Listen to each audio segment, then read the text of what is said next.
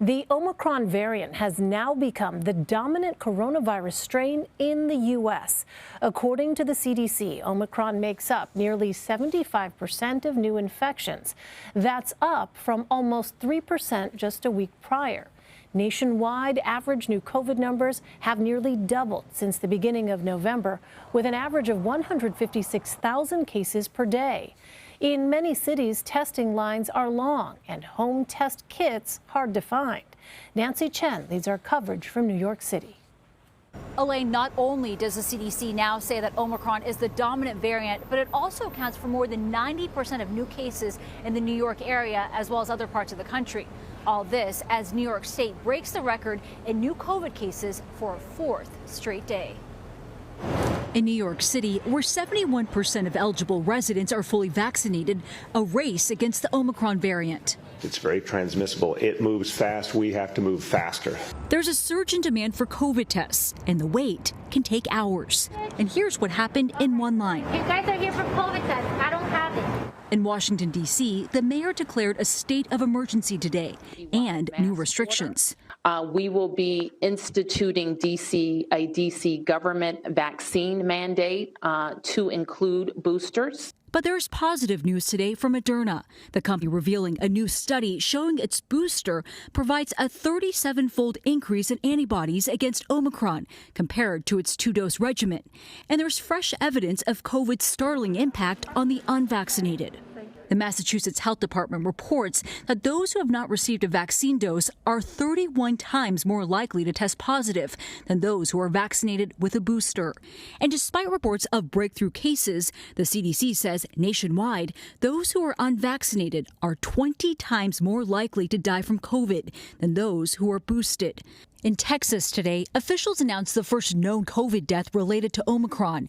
At Houston Methodist Hospital, more than 80% of new symptomatic COVID cases are Omicron. It took Delta 3 months to reach that level, with Omicron less than 3 weeks. It's really blown Delta out of the water in terms of how quickly it has spread. How bad could this get? So I think that Omicron is likely to become 100% of the isolates we're seeing in Houston easily by the end of the year, if not by Christmas. The Director General of the World Health Organization is now urging people around the globe to consider canceling at least some holiday plans. In Houston, Dr. Wesley Long agrees. My hope is that people saw family members safely during Thanksgiving and can delay what would be traditional holiday gatherings maybe into January or February. Americans are still traveling for the holidays. The TSA expects to screen nearly 30 million people between now and January 3rd. Here in New York, still no word on if the big New Year's Eve celebration in Times Square will go on as planned, Elaine. All right, Nancy Chen, thank you. Countries across Europe are imposing new restrictions and tougher rules to fight the spread of COVID-19. Roxana Saberi reports from London. Protests against COVID restrictions turned tense in London and in Brussels this weekend as demonstrators clashed with police. Across Europe, countries are battling to contain the Omicron variant heading into Christmas. The Netherlands has imposed its fourth lockdown, closing non-essential shops, bars, and restaurants. Denmark has shut down theaters, museums, and cinemas. In Germany, gatherings could reportedly soon be limited to up to 10 people, and some travelers arriving in the country must now quarantine for 2 weeks. The UK, meanwhile, is racing to give all adults a booster shot by the end of the year, but is not reimposing severe restrictions yet, says British Prime Minister Boris Johnson. Unfortunately, I must say to people, we will have to reserve the possibility of taking further action to protect the public. One event that won't be going ahead here in London is the annual New Year's Eve celebration in Trafalgar Square. Mayor Sadiq Khan announced tonight it will be canceled to reduce the spread of the virus. Elaine? Roxana Saberi, thank you. For more, Dr. Manish Gerg joins me now. He is an emergency medicine physician and co-founder of the World Academic Council of Emergency Medicine. Dr. Gerg, welcome. The CDC estimates Omicron makes up nearly 3/4 of new infections. Last week, it was just 3%. So what might this show about Omicron's transmissibility and its overall threat in the coming weeks? Well, thank you, Elaine. And I just wanted to say before I begin that I have no conflicts of interest, and my thoughts are my own. Elaine, this is really, really concerning. I think a lot of people thought that we were potentially in the calm before the storm, but that's not the case now. Looking at the data that we have right now, we're talking about 75% of the cases. If we learn what's happened in the United Kingdom, certain larger cities like London are experiencing doubling every 36 hours. And if that's the case, then we realize how transmissible this particular version of the virus is.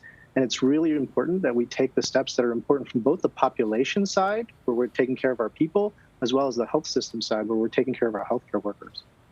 Well, tens of millions of Americans are still choosing to remain unvaccinated, and some are pointing to these emerging variants as reasons not to vaccinate. What would you say to those Americans? No, I would say that that's not accurate, but it's important that we embrace all the ideas, because I think one of the challenges that we've had through this pandemic is in terms of messaging. So I would listen to the people that have these ideas, and I would try to explain to them that these variants are happening because folks are not vaccinated globally. And so that's one of the challenges that's ongoing through this pandemic, is trying to make sure that we can get vaccines, and important vaccines, to people all around the world.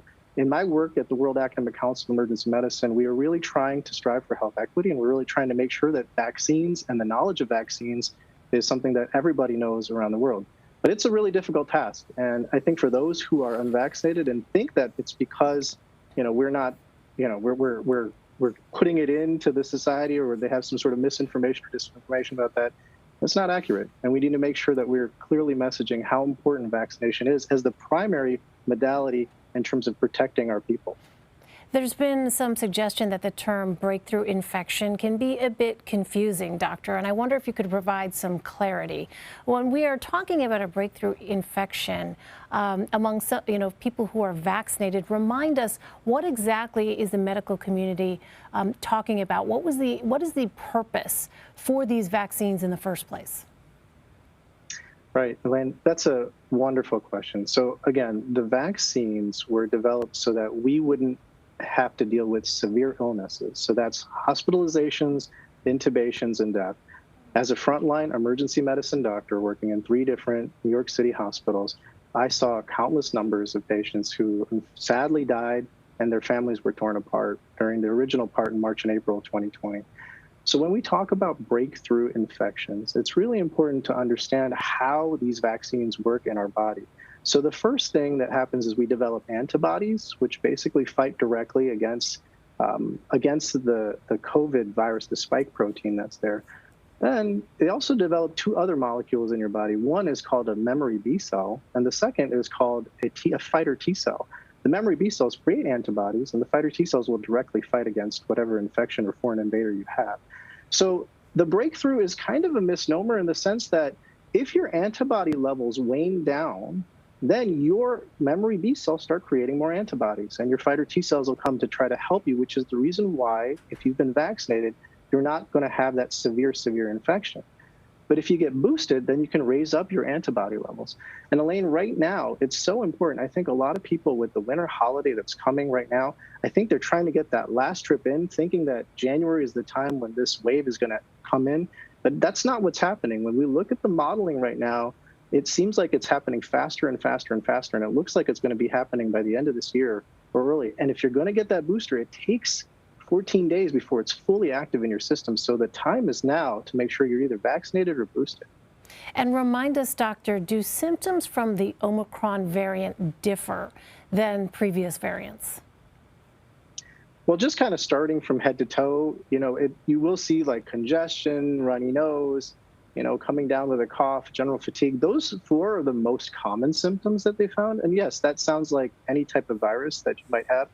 But it's important to remember that, unfortunately, with COVID, anywhere you have what's called an ACE2 receptor in your body, which is your brain, your heart, your liver, your kidney, and especially your lungs and respiratory system, you can develop symptoms. So the overlap is similar. It's not exactly the same. Obviously, if you have a loss of taste or a loss of smell, then you know that it's a COVID version, and that's something that needs to be helped. But if you are getting really sick, it's really important that you get checked out at the hospital. If you have mild symptoms like a cold, you probably can get a test to verify, in fact, if you have that, whether that's a PCR test to tell and make sure if you have it, or if you have an antigen test to see if you're contagious. And as we heard, Moderna says that its booster raises antibody levels 37-fold. Right now, does the brand of your booster matter? Well, I would just say to make sure that you're getting one of the mRNA booster shots. I would tell you, so again, I don't have any commercial interest, or I have no conflict of interest with any of the vaccine makers. I'm just a doctor who's been seeing patients on the front line and also working with policymakers internationally trying to help out with this. And I can say wholeheartedly that it's critical that you can get boosted right now. That is your best strategy from having no symptoms and to try to make sure you're safe. And I will say that we still don't know how transmissible it is if you're minimally symptomatic. So we're still learning a lot of that data. So it matters that you get one of the mRNA boosters. I think with the Moderna, they certainly have the highest level of antibodies that are there, which is why they cut that booster dose in half, because they wanted to make sure that they didn't give adverse events with the booster. So they're just trying to find that Goldilocks sweet spot. So in addition to getting the vaccines, in addition to getting that third dose, what else can people do right now to stay healthy and to keep their immune systems up? Yeah, so Elaine, this is a really important question. There's no magic bullet in this entire pandemic. You have to take what we would call a harm reduction approach. This is an approach we're using multiple different layers. So yes, the best strategy is to get vaccinated and to get boosted. The second best strategy is by wearing your mask. That's really, really important. And what we're learning with this Omicron variant is that even if you've been vaccinated, you can still have mild symptoms. You can still catch this. And so it's important, I think, that we think about masks. So I myself, I'm wearing masks indoors. I'm wearing masks when I'm around. I'm walking in New York City and there's a lot of people around. I'm wearing masks outdoors too. I think it's important that we use all of these strategies. If you're going to intersect bubbles with other people, try to make sure that it's in ventilated spaces, even though we know it's so cold outside. It's important to try to maintain as much distancing as possible. Make sure you're doing all the hand washing. You have to have a multi-layered approach if you're going to address this pandemic. There is so much confusion right now around this. Dr. Manish Gerg, thank you so much for providing some clarity. We really appreciate it. You're welcome.